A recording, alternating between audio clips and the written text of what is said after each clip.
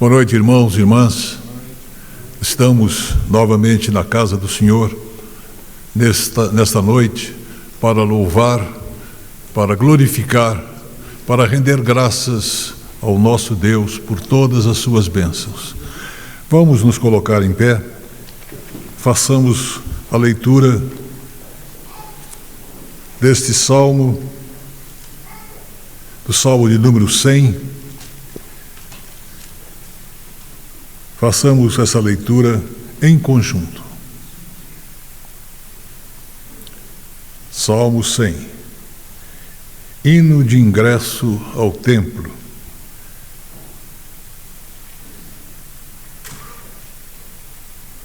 Leiamos. Celebrai com júbilo ao Senhor todas as terras.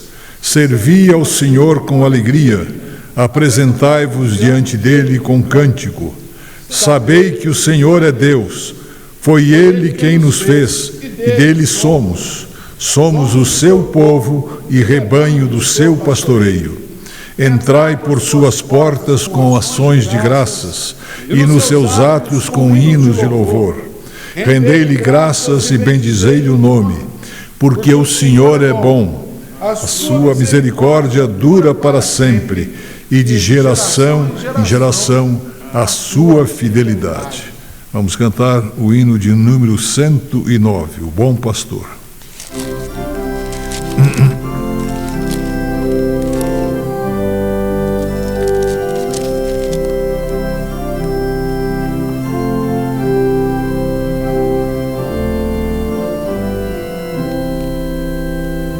Quero o Salvador comigo, ao seu lado sempre andar. Quero tê-lo muito perto, no seu braço descansar, confiando no Senhor, protegido em seu amor. Seguirei o meu caminho, sem tristeza e sem temor. Quero o Salvador comigo, porque fraca é minha fé. Sua voz me dá conforto quando me vacila o pé, confiando no Senhor, protegido em seu amor. Seguirei o meu caminho, sem tristeza e sem temor. Quero o Salvador comigo, dia a dia em meu viver. Através das sombras, no desgosto e no prazer, confiando no Senhor, protegido em seu amor. Seguirei o meu caminho, sem tristeza e sem temor.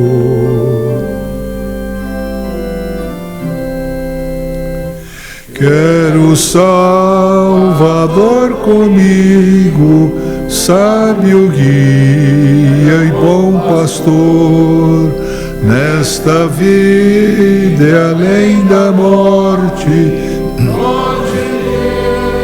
perigo e dor, confiando no Senhor, protegido em seu amor. Seguirei o meu caminho, sem tristeza e sem temor. Senhor nosso Deus, nosso Pai, nós estamos neste local dedicado, consagrado ao Teu culto, e queremos, ó Deus, invocar a presença do Teu Santo Espírito, para que possamos conduzir este culto debaixo da Tua graça e do Teu amor. Somente a Ti, Senhor, é que nós devemos este culto. Somente a Ti é que podemos adorar.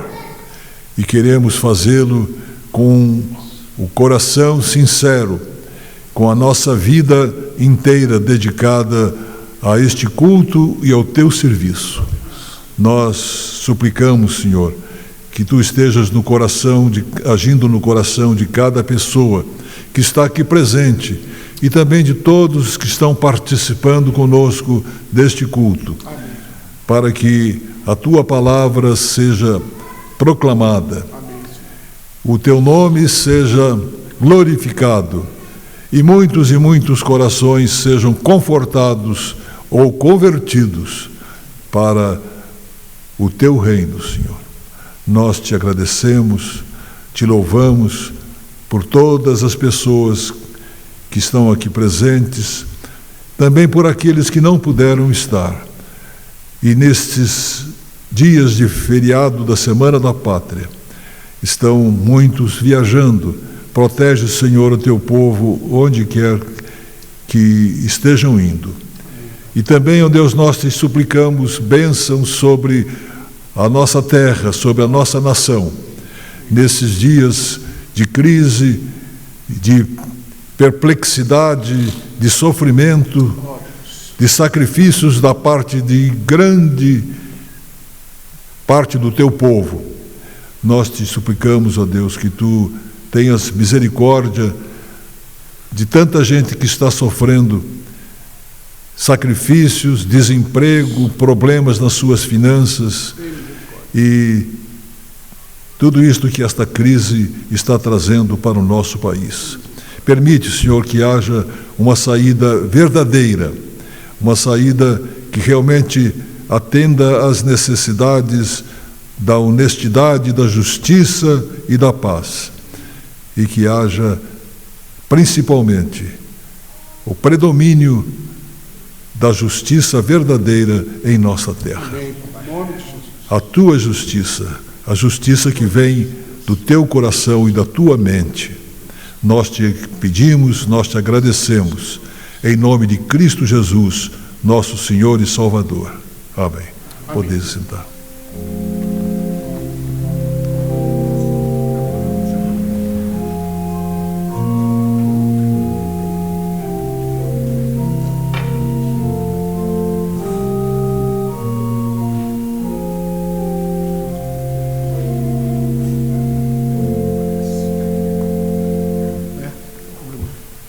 Boa noite, amada igreja, graça e paz, amém?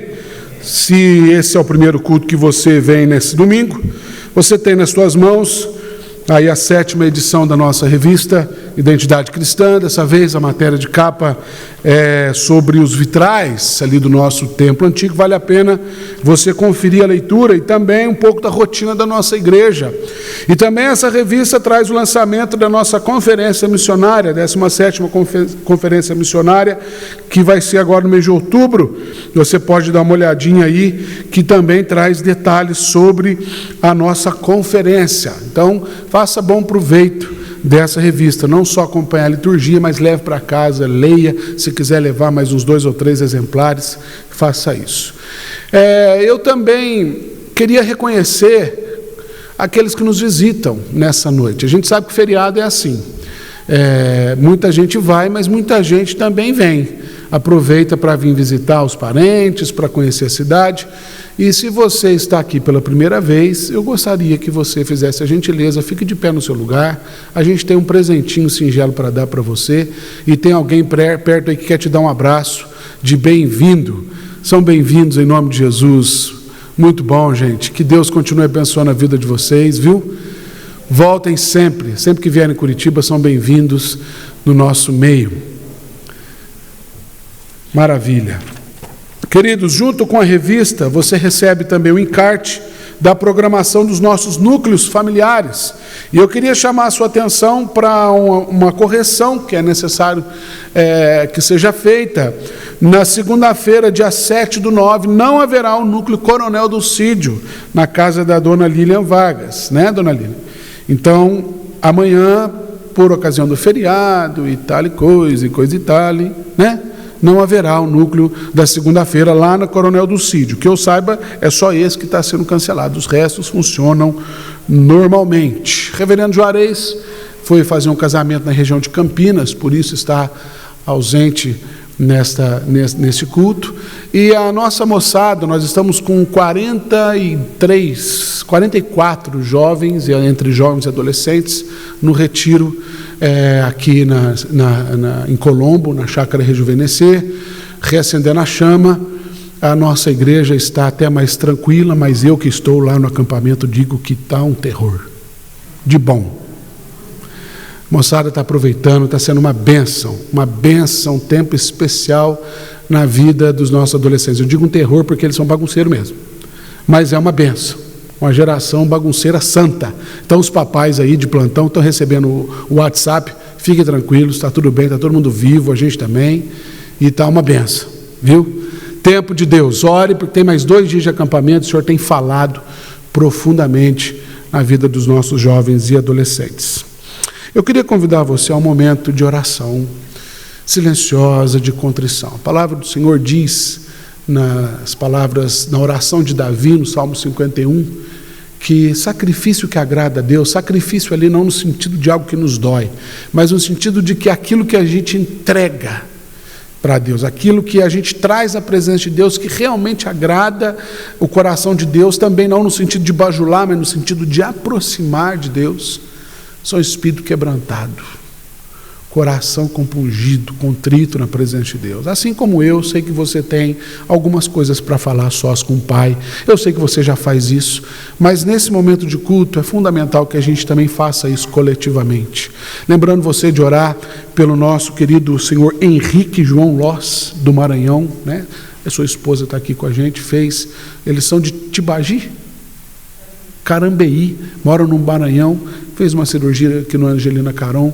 Trago o nome dele, porque eu sei que tem gente que anota para orar durante a semana. Lembrando de orar pelo Iago. Iago está assistindo o culto. Iago, nós continuamos juntos e fortes na fé. Iago Laguardi é um jovem de 18 anos, de Uberlândia, está aqui na nossa cidade, fez transplante de medula óssea, paciente aqui do Hospital Nossa Senhora das Graças. O doador foi o seu pai. Aqueles que têm conhecimento, o Iago está em recuperação e está indo bem, graças a Deus. É um jovem cheio de vida, cheio de fé, e disse para mim essa semana, recebi uma mensagem da mãe dele, ele está dizendo que não vê a hora de vir aqui na igreja. Siga orando pelo Iago, pela família dele, que muito padecem da nossa oração. Vamos fazer isso silenciosamente. Se você quiser se ajoelhar no seu lugar, faça isso na presença do Senhor. Vamos ter alguns instantes de oração. Depois nós vamos orar junto com o nosso irmão diácono Luiz. Mas antes vamos curvar nossa cabeça na presença do Senhor e orar.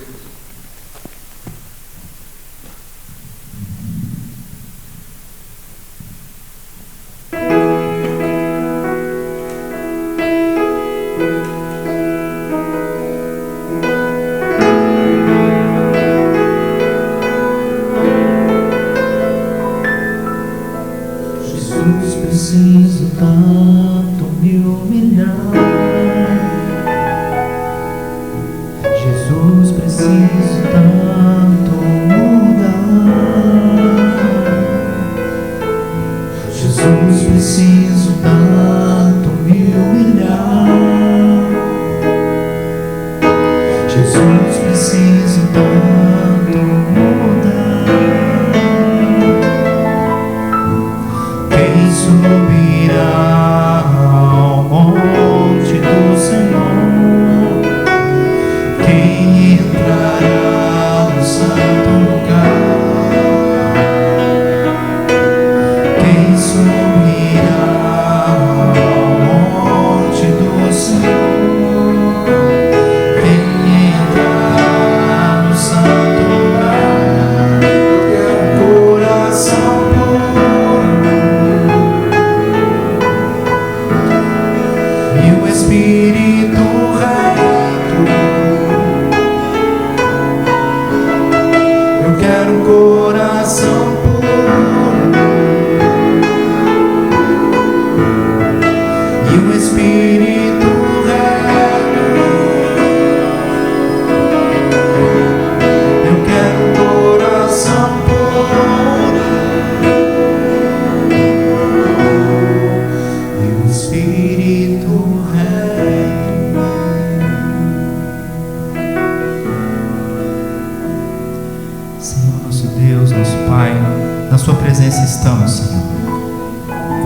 contritos e quebrantados com o nosso coração, confessando, Pai, que somos falhos, pecadores e necessitados do seu perdão e da sua obra redentora, Senhor. Quando assim fazemos, a sua palavra nos diz que somos perdoados, o nosso pecado é apagado, Pai, e temos plena comunhão contigo. Te agradecemos por isso, te louvamos, te engrandecemos, ó Jesus maravilhoso. Te agradecemos pelo privilégio de poder confessar diante de Ti, pedir que o Teu Espírito Santo sempre ministre em nós, nos trazendo à memória aquilo que não Te agrada, aquilo que o Senhor quer que nós sejamos melhores a cada dia.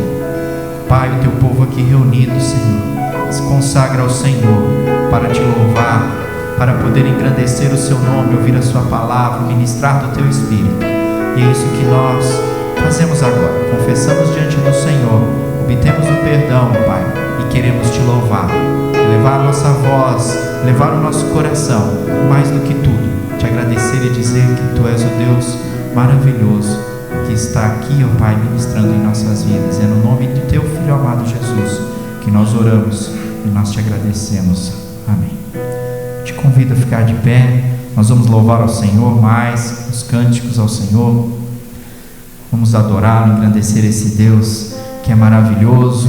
Nosso olhar a cada dia tem que estar voltado para a cruz de Cristo, a cruz que nos liberta, a cruz que fez a diferença no mundo, o antes e o depois. Que seja assim na minha vida e na sua, sempre.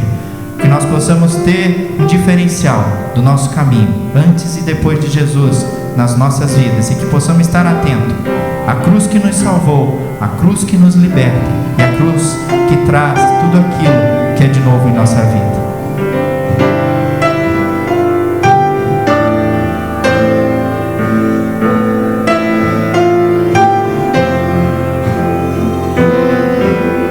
Eu olho para a cruz e para a cruz eu vou do seu sofrer participar, da sua obra vou cantar, meu Salvador na cruz mostrou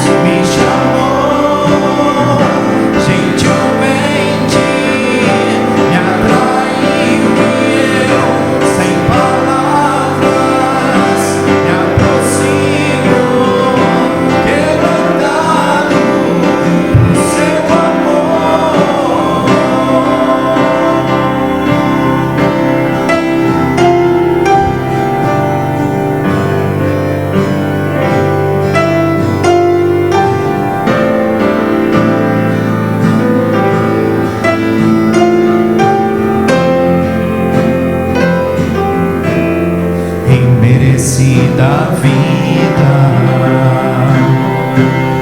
de graça receber, por sua cruz, da morte me livrou, trouxe minha vida, e eu estava condenado. Mas agora pela cruz eu fui reconciliado,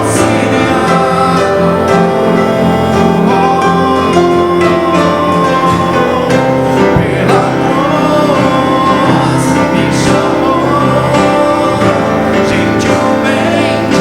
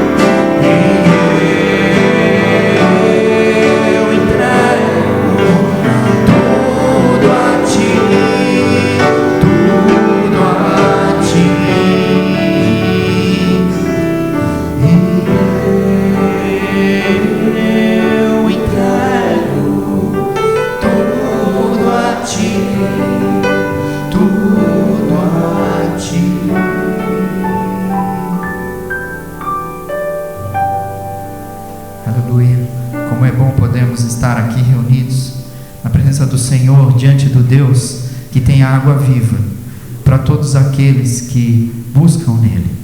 Todos aqueles que têm sede e que fracos são, podem ir à fonte do Senhor, consagrar o seu coração a Ele, entregar seu coração, e Ele pode trazer água viva que nos alimenta, que nos mata a sede, que ninguém pode tirar.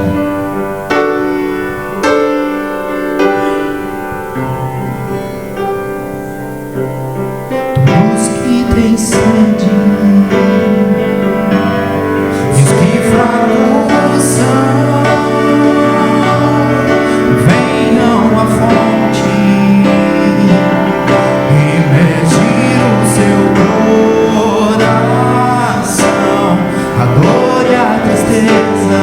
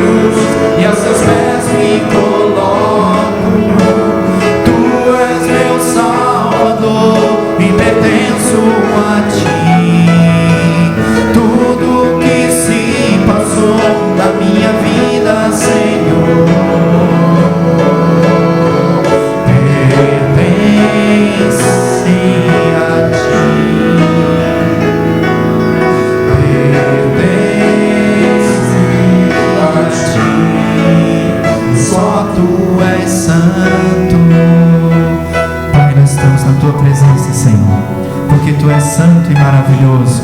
E queremos, ó Deus, que o Teu Espírito ministre em nós, que a Tua palavra fale profundo ao nosso coração, que ninguém saia daqui nesta noite, ó Deus, sem o tocar do Teu Espírito, sem o mover da Sua presença. Há aqueles que possam estar com o coração triste, aqueles que possam estar em busca de uma resposta, de uma direção na sua vida, Pai. Muitos também estão cheios de alegria, querendo Te agradecer. A Tua palavra e a Tua ministração é individual. Ela é individual em cada pessoa, em cada servo, em cada filho Teu. Mas eu peço, em nome de Jesus, que o Teu poder, que a Tua ministração venha sobre o Teu povo, e que ninguém saia daqui sem sentir a Tua presença, sem ouvir a Tua palavra, porque só Tu és santo e tem o poder de transformar as nossas vidas, Pai.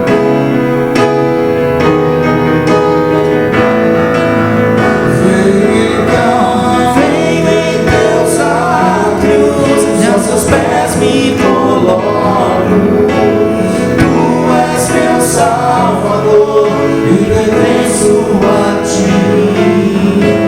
Tudo que se passou na minha vida, Senhor, pertence a Ti.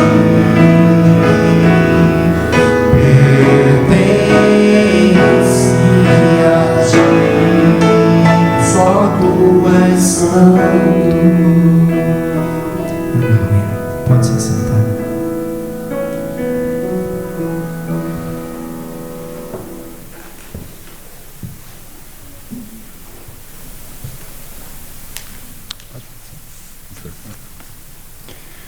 Convido a igreja a pegar a revista para lermos um convite à dedicação, uma leitura conjunta do texto que está no capítulo 6 de Lucas, versículos 32 e 33. Leitura conjunta. Se vocês amam somente aqueles que os amam, o que é que estão fazendo demais? Até as pessoas de má fama amam as pessoas que as amam. E se vocês fazem o bem somente para aqueles que lhes fazem o bem, o que é que estão fazendo demais? Até as pessoas de má fama fazem isso.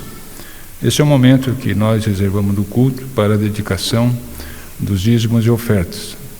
E eu convido agora os nossos diáconos para fazerem esse serviço, enquanto nós cantaremos o hino 65.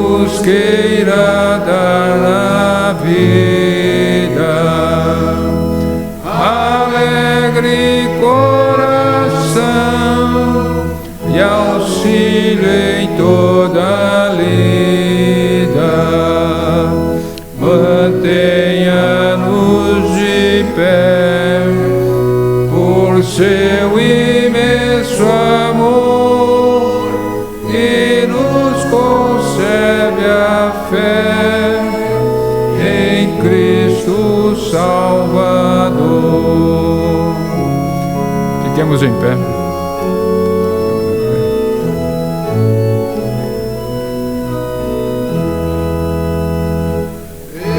Exaltação, louvor ao Pai, ao Filho amado e ao bom Consolador que foi dos céus mandado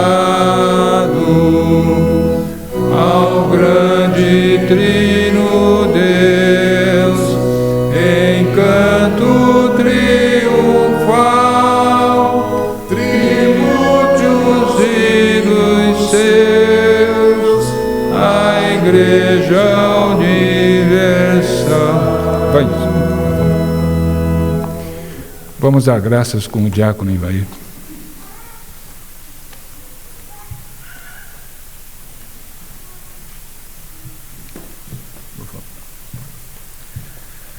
Te louvamos, Senhor, pela Tua graça, pelo Teu amor, pela Tua misericórdia para conosco, Senhor. Reconhecemos, ó Pai, a nossa pequenez, não somos merecedores desse tão imenso amor. Somos gratos a Ti e aqui trazemos, ó Pai, um pouco do que Tu nos concede. E dá-nos sabedoria, orienta-nos, Senhor, para sabermos administrar de forma correta. Peço, ó Pai, que o Senhor esteja abençoando o mensageiro dessa noite. Unge, Senhor, essa vida. Unge também, ó Pai, essa mensagem para que ela possa vir direto ao nosso encontro, Senhor, do nosso coração. Perdoa, Senhor, os nossos pecados e livra-nos de todos os males. Em nome de Jesus, amém.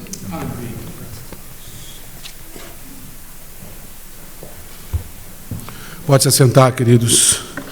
Eu queria convidá-los e convidá-las para o texto que está no livro do profeta Isaías, capítulo 6. Nós vamos ler de 1 a 8, esse clássico texto do profeta Isaías.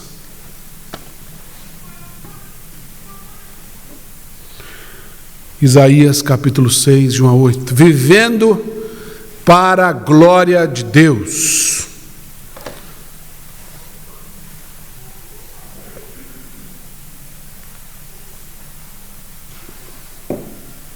Manter esse copo longe, porque da última vez eu dei um tapa nele e foi água para tudo que é lado.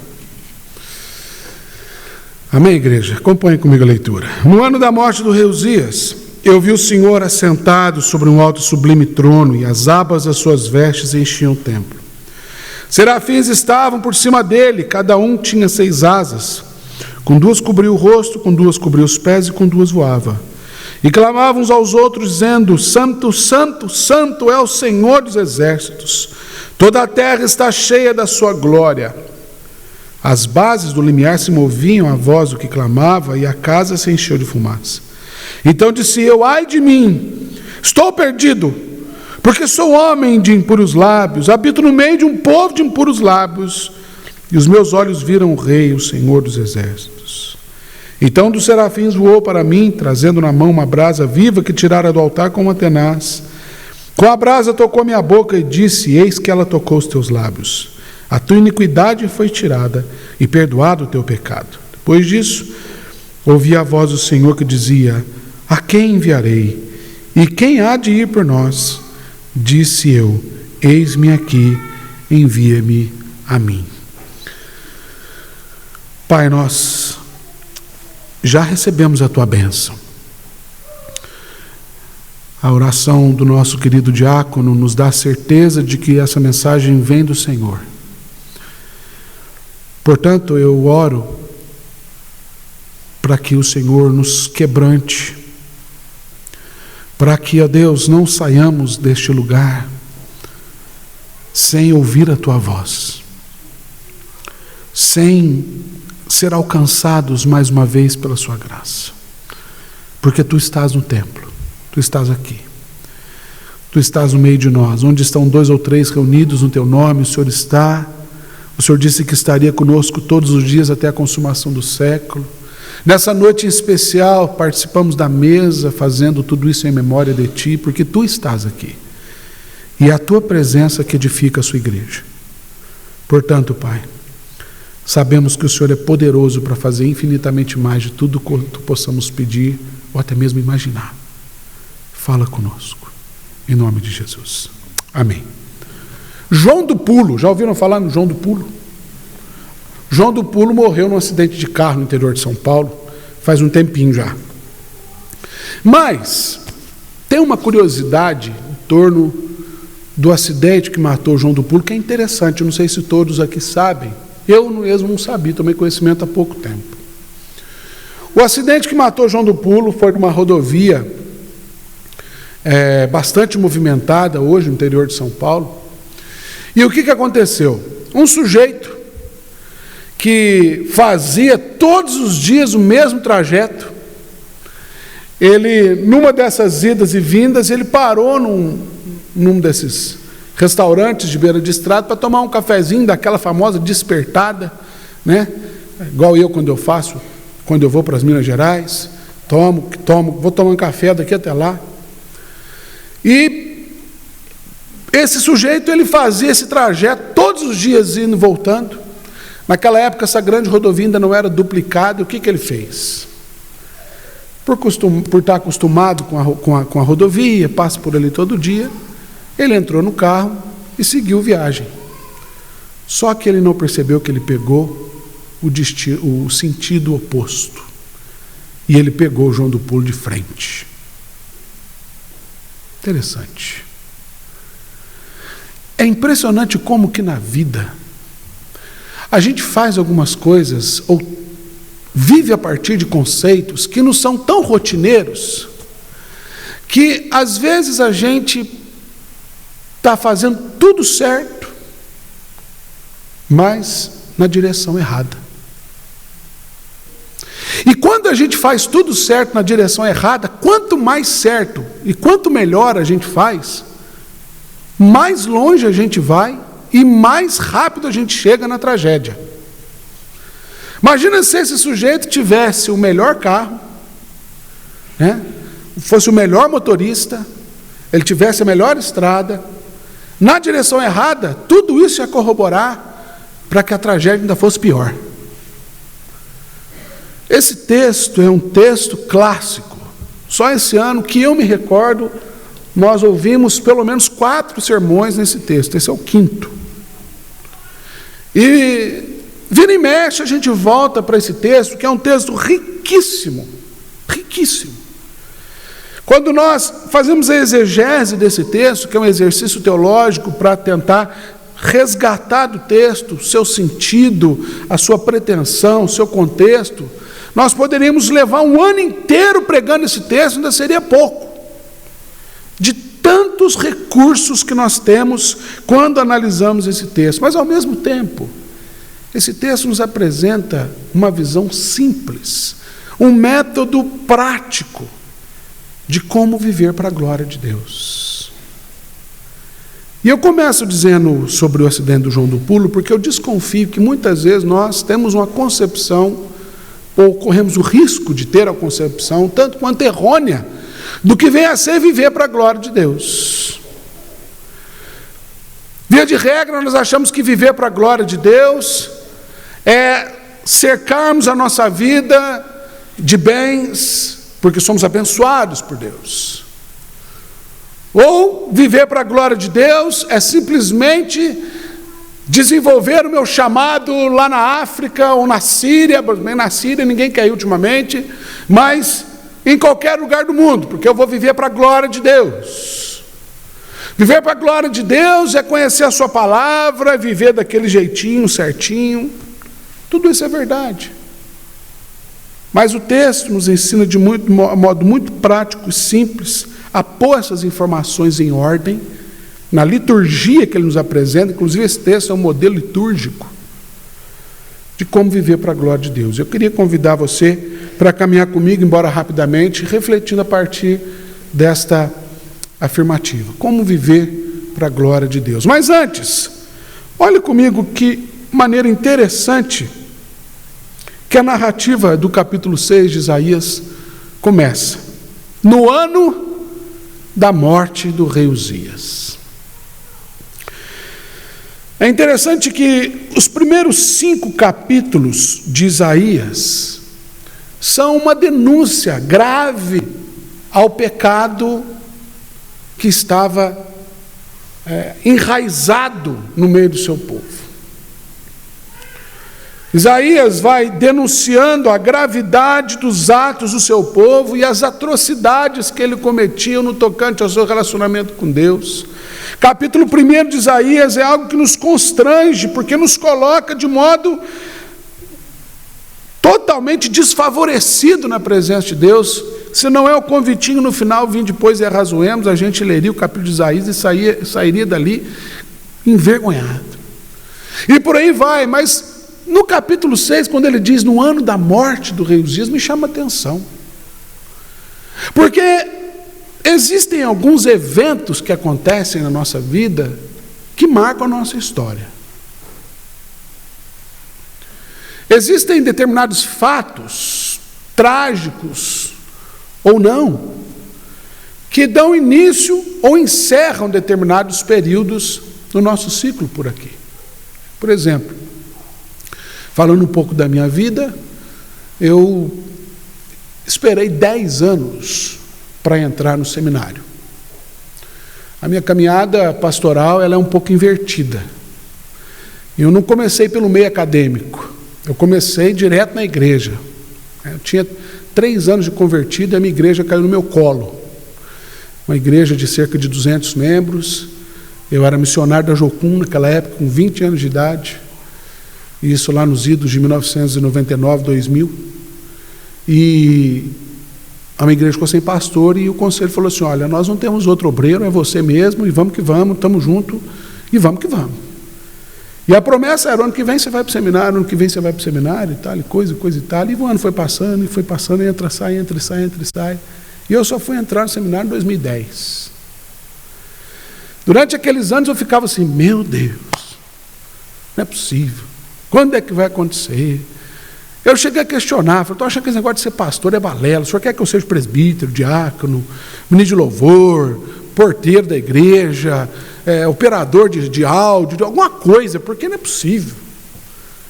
E de repente, quando a gente vê a chavezinha sendo virada, a gente olha para trás e fala, e percebe que cada instante foi fundamental para a construção da nossa caminhada. Essa frase, essa expressão, ela dá muito sentido para o ministério de Isaías, porque Uzias foi um rei muito próspero. Segundo o livro das Crônicas, capítulo 16, conta um pouco a trajetória desse homem, que por alguns comentaristas é comparado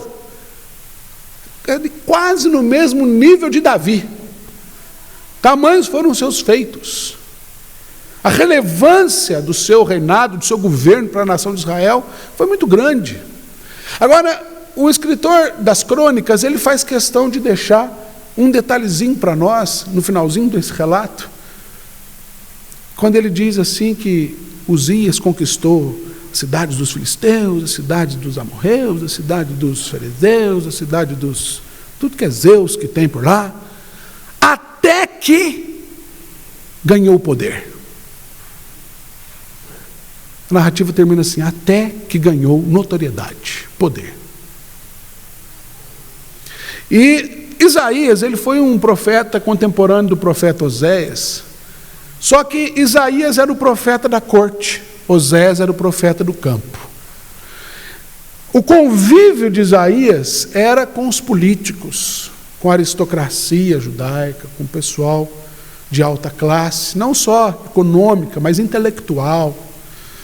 E é interessante que Isaías vem denunciando o pecado do povo, mas o próprio Isaías não tinha percebido, não tinha dado conta do seu ministério até o ano da morte do rei Uzias.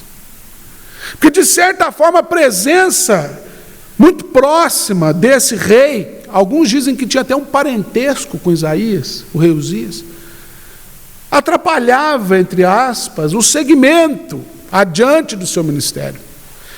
Eu quero dizer para você com isso que muitas vezes a gente pode até estar tendo uma vida que aparentemente glorifica a Deus.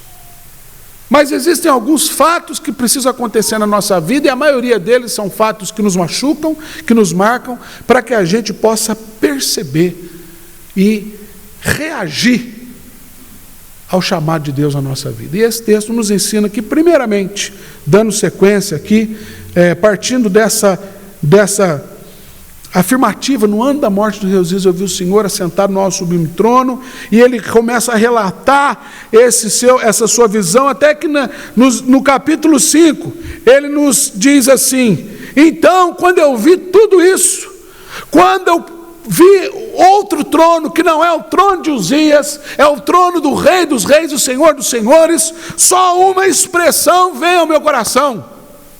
Versículo 5, ele diz: ai de mim, estou perdido. Porque viver para a glória de Deus, em primeiro lugar, é perceber a própria miserabilidade. Não tem como viver para a glória de Deus sem se perceber miserável, pecador, imundo.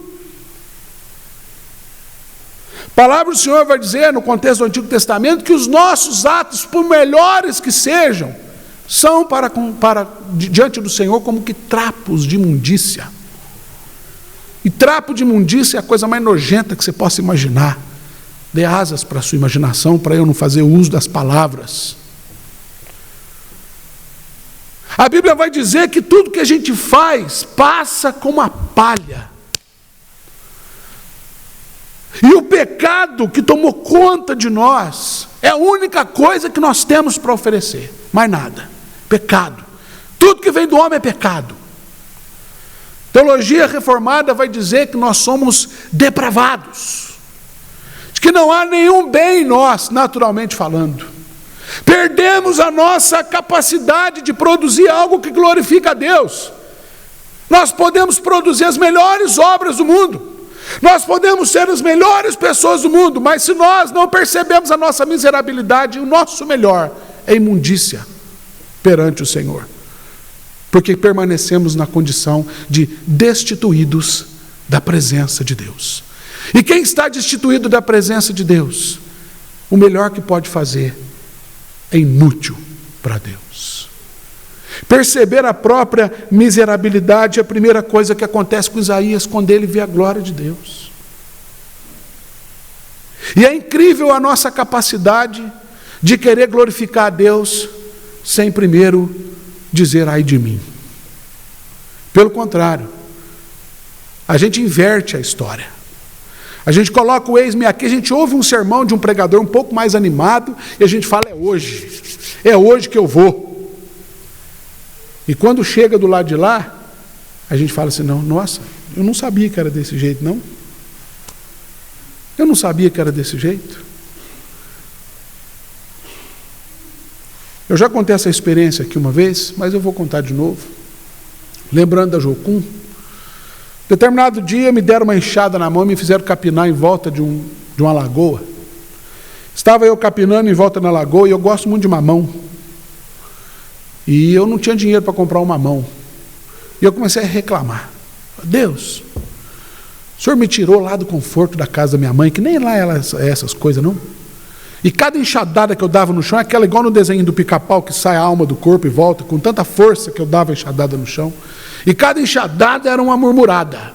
Pai, pai. E eu estava capinando o tempo todo em volta de um tronco. Até que em determinado momento eu joguei a enxada de lado. Falei assim, eu quero saber, o Senhor não me deu nem uma mão que eu gosto, nem uma mão o Senhor me deu. Quando eu joguei a enxada do lado, eu sentei, encostei com tudo naquele tronco. Quando eu encostei, caiu uma mão formosa desse tamanho no meu colo. Eu estava capinando o tempo todo em volta de um pé de mamão e não tinha me dado conta. Porque eu estava cheio de argumento próprio. Eu estava cheio de si. Eu estava olhando para mim achando que eu era alguma coisa. E Deus quebranta o meu coração naquele momento, mostrando que quem cuida de mim é dele, é Ele. Que todas as coisas que acontecem na minha vida vêm por meio dele. Perceber a miserabilidade é colocar-se de modo total, irrevogável, dependente do Senhor. É entender a própria incapacidade de produzir justiça, de produzir algo de bom.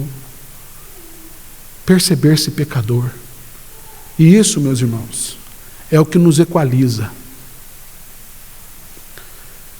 A grande dádiva de perceber a nossa miserabilidade é que a miséria da nossa condição humana nos coloca todo mundo na mesma balança de igual modo. Não tem rico, não tem pobre, não tem branco, não tem negro, não tem raça. Somos todos com perdão da expressão, farinha do mesmo saco. Farinha suja. E esse é o primeiro movimento que é necessário que a gente perceba para viver para a glória de Deus. Não tem como viver para a glória de Deus sem dizer, ai de mim, Senhor. Sou terrível. E o texto segue dizendo que ele não somente confessa o seu pecado, mas ele percebe o seu pecado a partir da sua vocação. Porque ele diz assim, eu sou um homem de impuros lábios, habito no meio de um povo de impuros lábios. Por que ele está falando de lábios e não do que ele faz? Porque ele era profeta. Então, o instrumento que Deus usava na sua vida para anunciar era justamente o lugar onde ele percebeu a sua miséria. Porque a miserabilidade é percebida naquilo que o Senhor nos dá de melhor. Porque normalmente é naquilo que a gente acha que a gente faz de melhor que é a porta de entrada do orgulho, da soberba e da arrogância. Tiago vai dizer, capítulo 1, versículo 14, cada um é tentado naquilo que cobiça. Quando essa o atrai, domina, e aí ela dá luz ao pecado, e o pecado arruma uma tragédia danada. A gente falou sobre isso de manhã de um modo forte e impactante. Por isso ele diz, eu sou um homem de impuros lábios. Nos desafiando a olhar para a nossa vida e entender onde é que está a nossa vocação, onde é que está o nosso melhor, entender que é a partir dali que a nossa miséria precisa ser percebida.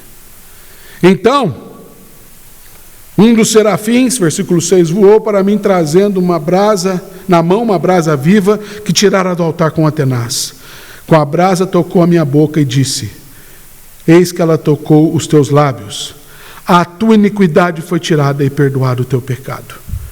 O que é viver para a glória de Deus? Perceber a própria miserabilidade, mas também ter uma vida de santidade. Pode passar para mim. Ter uma vida de santidade. Eis que ela tocou nos teus lábios. Tua iniquidade foi tirada, o seu pecado foi perdoado. Mas deixa eu dizer algo para você aqui. Nós temos, às vezes, uma dificuldade de entender o que vem a ser santidade. Santidade não é um padrão de comportamento. Santidade não é uma ética, um modelo ético bíblico no qual a gente tem que se enquadrar para que a gente tenha o nosso comportamento dirigido por essas normas. Não. Isso se chama santificação. Santificação é o processo diário, rotineiro, do nosso exercício contra aquilo que é a nossa natureza, que é o pecado. Mas santidade não é isso.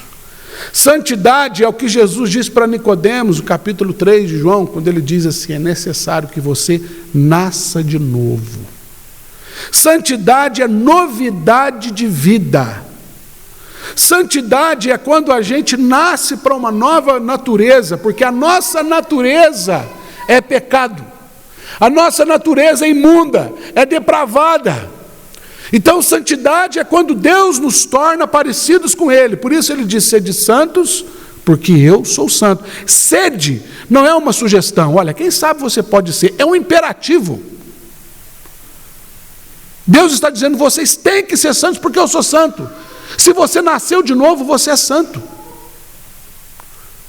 E eu vou dizer uma coisa que parece heresia, mas eu vou explicar. Quem nasce de novo não é mais pecador. Ele peca. Mas a natureza de pecado é transformada. Porque o que nos coloca na glória, o que nos dá perspectiva da glória de Deus, o que coloca em nós fé para crermos na eternidade, na salvação, é a nova natureza. Sem a nova natureza a gente não entende isso. E nova natureza é ser santo. Isso é santidade.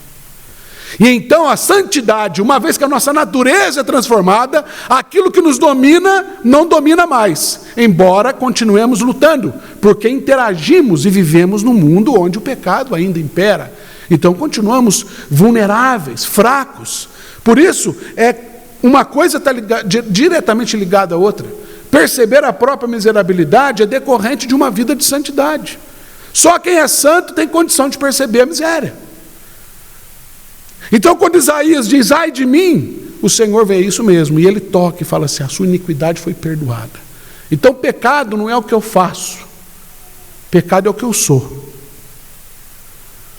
Por isso Deus não muda o que eu faço. Mudar o que você faz ou deixa de fazer não quer dizer nada. O que Deus precisa mudar é quem você é. Porque uma vez que o que você é transformado, o que você faz passa a ser decorrente da sua nova natureza. Então, viver para a glória de Deus é ter uma vida de santidade, digna do Evangelho, como o apóstolo Paulo escreve. Viver de modo digno do Evangelho. E é o apelo de Jesus em todos os seus contatos, em todas as suas pregações, em todas as curas. Aquela mulher adúltera, no relato exclusivo de João, no capítulo 8, só João fala dessa mulher. Ela é apresentada para ser sentenciada a partir de algo que ela fez. Mas Jesus, com poucas palavras, ele vira o espelho para todo mundo e mostra que assim como ela, todos são. Quando ele diz, quem não tem pecado, atira a primeira pedra, ele está dizendo assim, não tem ninguém melhor que ela aqui, a não ser eu. Por isso eu vos digo. Então eles começaram a largar as pedras, e eu fico imaginando o barulho das pedras caindo, aquela mulher não sem entender nada. E Jesus então falou, onde é que estão os seus acusadores? Não sei, Senhor. Eu também não te acuso. Então Jesus diz, vá e não peque mais. Naquele momento aquela mulher foi santificada. Porque deixar de pecar é algo para quem que nasce de novo. Para alguém que nasce de novo. Só pode viver sem pecar ou lutando cada vez mais contra o pecado aquele que entende que é santo. Aquele que entende que é luz do mundo, que é sal da terra. Cristão é uma palavra que surgiu justamente do comportamento daqueles que seguiam Cristo na igreja primitiva, porque eles olhavam para aquelas pessoas e viam um pouquinho daquele de quem eles falavam. Eles começaram a fazer uma associação, falaram, não é possível, eu já vi alguém falando isso em algum lugar, eu já vi alguém fazendo isso, é o Nazareno. Então surgiram os cristãos, porque eles viviam de modo que transparecia Cristo, e isso é ter uma vida de santidade. Ai de mim, sou um homem pecador, sou miserável, mas agora sou um homem santo, porque fui tocado, porque fui restaurado, nasci de novo, pelo poder do Espírito Santo. Então, depois disso, diz o versículo 8, ouvi a voz do Senhor que dizia, a quem enviarei? Quem há de ir por nós? Disse eu, eis-me aqui, envia-me a mim. Viver para a glória de Deus é perceber a miserabilidade. Viver para a glória de Deus é ter uma vida de santidade. Mas viver para a glória de Deus também é responder ao chamado missionário. E nós precisamos entender o que é ser missionário. Missionário não é quem vai para a África, missionário não é quem vai plantar a igreja, missionário não é quem vai para a Amazônia. Missionário é todo aquele que nasce de novo pelo toque da brasa viva. Tudo que Deus faz é missão. A Bíblia, na verdade, é um grande plano de missão. Ela nos foi dada para revelar um Deus que é missionário por natureza. A Trindade é a revelação da missão de Deus. O Pai que cria, o Filho que salva, o Espírito que opera. Isso é uma missão. Tudo que Deus faz tem um exercício de missão. Vem Abraão, sai da sua casa, vem para cá, vamos fazer isso, vamos fazer aquilo. Eu levanto um povo eleito que vai fazer isso, que vai ser testemunho. Vocês vão partir em missão, vocês vão conhecer uma nova terra. Eu vou ao mundo. O Evangelho de João, capítulo 3, 16, deixa isso muito claro para nós. Deus amou o mundo de tal maneira que enviou, que deu seu Filho unigênito, para que todo aquele que nele crê não pereça, mas tenha vida eterna. Isso é missão. Tudo que a gente faz é missão.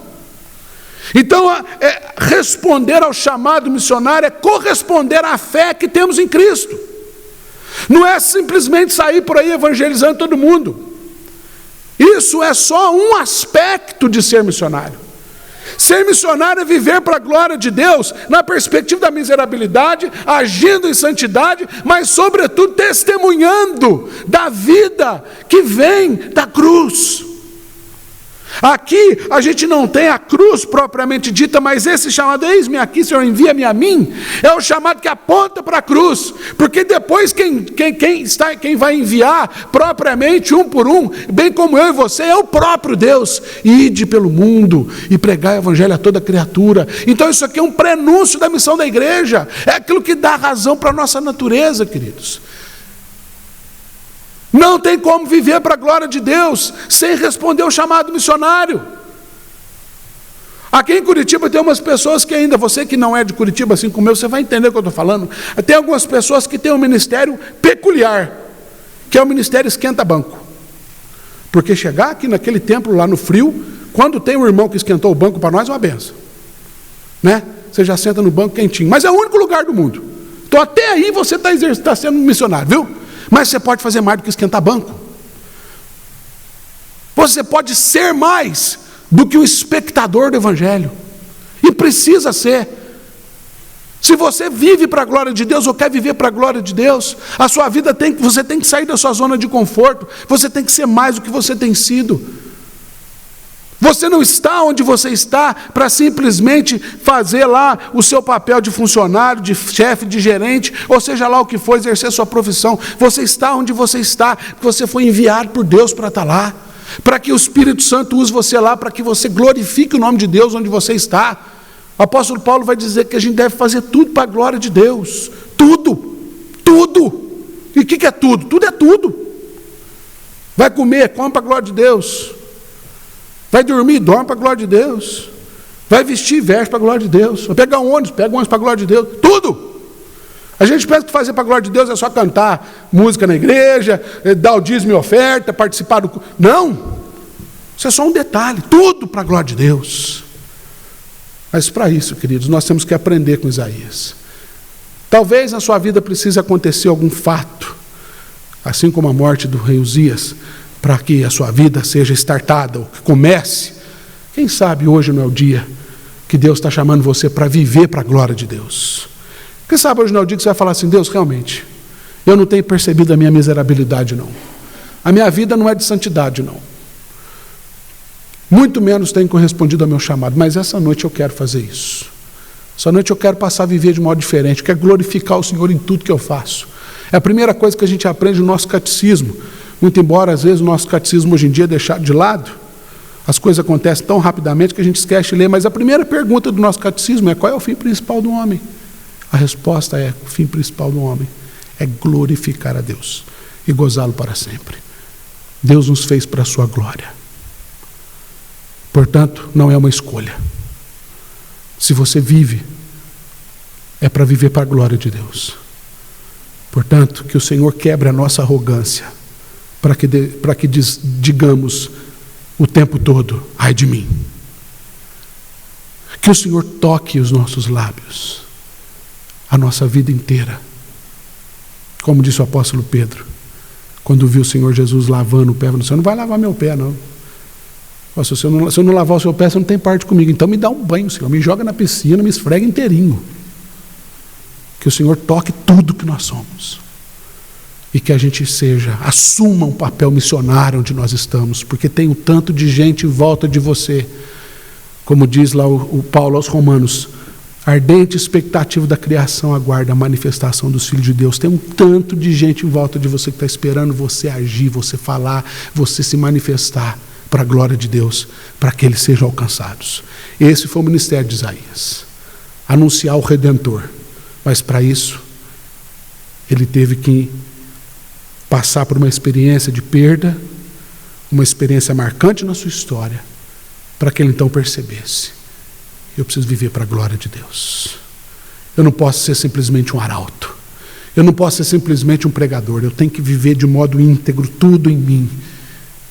Que tudo em mim, como a gente acabou de cantar, e eu entrego tudo a Ti. Tudo a Ti. Que essa seja a nossa oração nessa noite. Que essa seja a palavra que Deus trouxe para o nosso coração e que isso possa gerar em nós uma vida que de fato glorifique o nosso Deus. Deus nos abençoe. Nós vamos cantar agora um hino que está proposto.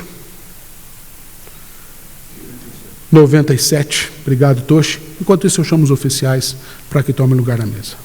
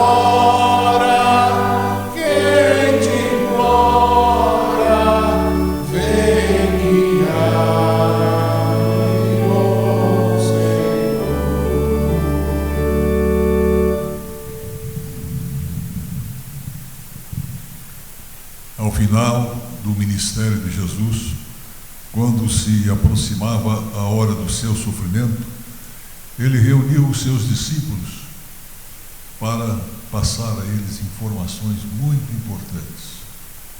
Ele queria que todos soubessem o que ele estava para fazer, o que significava o que estava para acontecer. Seus discípulos tinham uma vaga ideia de que o seu sofrimento viria, mas não saberiam dizer como isso se daria. E Jesus disse que todo o seu ministério, tudo o que ele fez foi para a glória de Deus Pai, e que ele entregaria a sua vida. Hoje nós vemos em perspectiva, olhando em retrospectiva, os seus feitos, tudo o que aconteceu na cruz, vem para mostrar o grande amor de Deus que morreu em Cristo na cruz. Cristo morreu na cruz. E ele falou aos seus discípulos. Um dos grandes pregadores, Paulo, não era um discípulo, um apóstolo, não era um dos 12 que Jesus havia chamado, mas ele assumiu com plena capacidade a missão de apóstolo. E ele diz aqui, nesta carta, a primeira que ele escreveu à igreja de Corinto, capítulo 11, o seguinte: porque eu recebi do Senhor o que eu também vos entreguei, que o Senhor Jesus, na noite em que foi traído, tomou o pão e tendo dado graças, o partiu e disse: isto é o meu corpo que é dado por vós, fazei isto em memória de mim. Por semelhante modo, depois de haver ceado, tomou também o cálice, dizendo: este cálice é a nova aliança no meu sangue. Fazei isto todas as vezes que o beberdes, em memória de mim. Na noite em que foi traído, coisa muito triste aconteceu, quando um dos seus discípulos, dos seus apóstolos, voltou-se contra o seu mestre e traiu vergonhosamente, e fez isso por ganância, e ganância até muito irrisória, de 30 moedas de prata. Mas o fato é que ele traiu a Jesus. E neste mundo, na história do cristianismo, muitos outros traíram também a Jesus, também por ganância. Quantas vezes a igreja, em vez de ser serva, quis se tornar senhora, deixando de proclamar o poder do Evangelho, quis ser senhora do mundo, ter o poder material, e isto corrompeu a igreja. Traição a tudo que o Senhor representava, a tudo que ele fez. Mas nós que estamos aqui não queremos ser traidores, não podemos ser traidores, nós queremos ser fiéis, fiéis ao nosso Mestre, aquele que morreu por nós, aquele que deu a sua vida por nós. Ele fez isso por amor, ele fez todo o seu sacrifício por amor, não por obrigação, não porque ele tivesse sido obrigado, mas ele entregou-se por amor para operar a minha salvação, a sua salvação.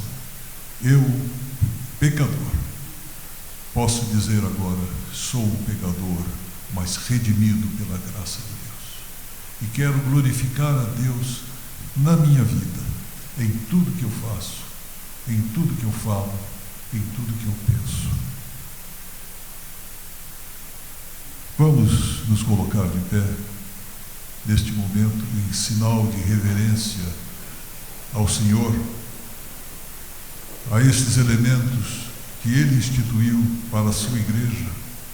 Senhor, nosso Deus, nosso Pai, nós te damos graças pelo teu plano maravilhoso de resgatar aqueles que tu amas, a humanidade do jugo do pecado, e trazer cada um de nós cativo sob o poder do amor. Nós te agradecemos, Senhor, porque não somos mais forçados pela natureza a ser pecadores, mas somos libertados pelo teu sangue para fazer a justiça que tu queres. Nós te agradecemos pela vida de cada pessoa que está aqui presente e que vai participar, junto com todos os outros, desta ceia. Ceia simples, ceia singela, mas de profundo significado para a vida de cada um de nós. É a comunhão uns com os outros no sangue e no corpo de Cristo. Nós te louvamos, ó Deus, nós te glorificamos, não só neste momento, mas em toda a nossa vida. Abençoa-nos e guarda-nos. Queremos ser usados por Ti. Queremos estar irmanados como Cristo nos irmanou quando dizemos: Pai nosso que estás nos céus, santificado seja o Teu nome. Venha o Teu reino. Seja feita a Tua vontade, assim na terra como nos céus. O pão nosso de cada dia nos dás hoje. E perdoa-nos as nossas dívidas, assim como nós perdoamos aos nossos devedores. E não nos deixes cair em tentação, mas livra-nos do mal, pois é o reino, o poder e a glória para sempre. Amém. Podem sentar. O Senhor tomou o pão e, tendo dado graças, disse: Este é o meu corpo, que é dado por amor de vós. Vamos participar com reverência, com fé, sabendo que isto é o símbolo daquilo que o Senhor fez por nós, entregar a sua vida para a nossa salvação, pela graça e pelo poder de Deus. Tomai dele todos.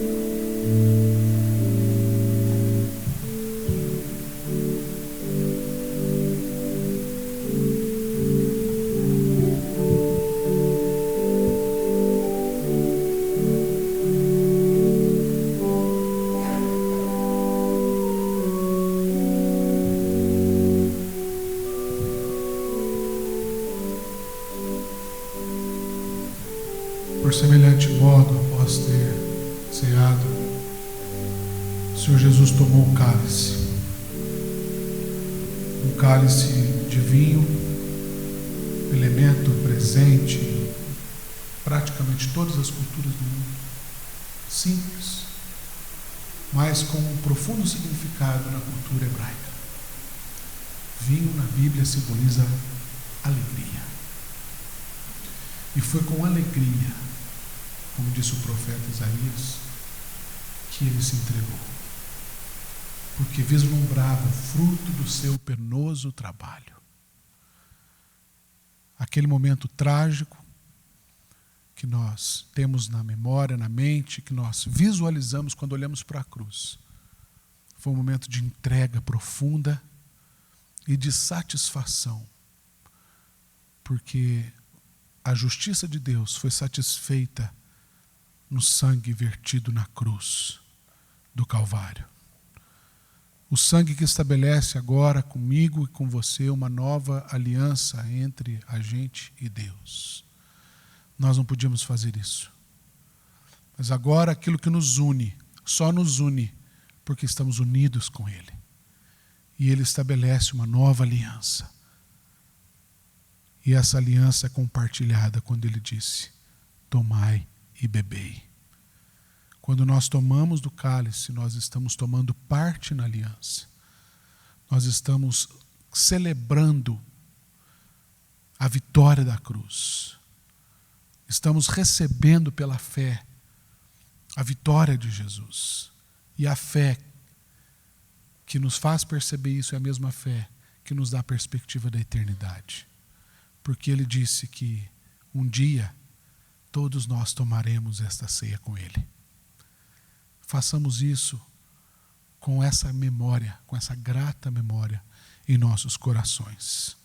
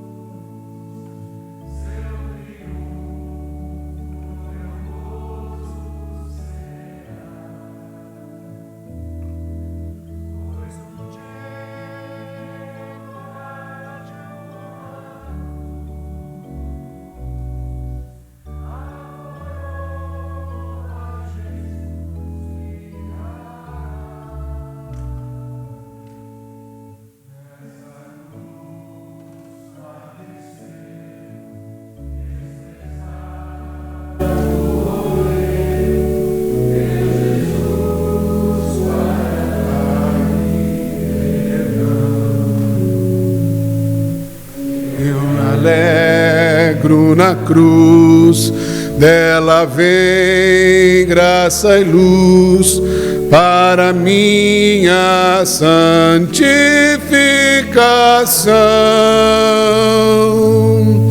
Sim, eu amo a mensagem da cruz, seu triunfo meu gozo será, pois um dia em lugar de uma cruz, a coroa Jesus me dará. Fique de pé no seu lugar, vamos orar. Lembrando você que ao final do culto você é convidado a tomar um cafezinho, um lanche conosco aqui ao lado. Não vá embora sem antes dar um abraço em quem está aqui com você nessa noite, participar de mais um momento de comunhão. Nós amamos a mensagem da cruz, Senhor, porque ela nos ensina que precisamos viver para a Tua glória. Mas para isso, ó Deus, reconhecemos a nossa miserabilidade. Esse ato que acabamos de proferir, esse ritual da Santa Ceia é a maior evidência disso. Nós precisamos, ó Deus, do pão e do vinho. Nós precisamos trazer à memória a cruz, a mensagem da cruz, porque é isso que nos traz esperança. Te bendizemos porque recebemos a Tua santidade. Recebemos a Sua natureza, a natureza original, a natureza perfeita, a natureza que vem do céu. E Te louvamos, ó Deus, porque somos portadores dessa mensagem maravilhosa. Somos missionários Seus. Somos, ó Deus, a Sua igreja em missão no mundo. Conclamados, desafiados, ó Deus, a juntos proclamarmos as virtudes daquele que nos chamou das trevas para a Sua maravilhosa luz. É isso que glorifica o Teu nome, Senhor. Ajuda-nos a não perder o foco disso, a não caminhar na direção errada, buscando glória em outras coisas. Que a nossa glória, Senhor, seja justamente a vergonha da cruz. Que a nossa glória seja justamente, ó Pai, viver para que o Senhor faça em nós, por nós e através de nós a Sua vontade. E isso, ó Deus, custe o que custar. Em nome e para a glória de Jesus, faça isso em nossa vida. Faça isso na Tua igreja, Senhor. Gera isso no seio do Teu povo, para que sejamos um povo que, de fato, em tudo que vive, em tudo que faz, em tudo que fala, faça para a glória do Teu nome. Seja para a glória do Teu nome, em Cristo Jesus. Que a graça maravilhosa de Jesus, o nosso Senhor, o amor infinito de Deus, o nosso Pai, e as consolações, a presença, a força, os dons, a companhia do Santo Espírito de Deus, repouse sobre cada um de vós, sobre vós permaneça para sempre. Amém. Vem, derrama a paz, vem, derrama as bênçãos sobre esse povo que se chama povo Teu. Dá-nos Teu amor, dá-nos Tua força, para que tentações não venham a nos desviar. E a glória seja dada a Ti, pelo que tens feito, pelo que tens sido, pelo que farás em nós. E a glória seja dada a Ti, pelo que tens feito, pelo que tens sido, pelo que farás em nós, pelo que farás em nós. Boa noite a todos, bom feriado, excelente semana. Que Deus muito nos abençoe.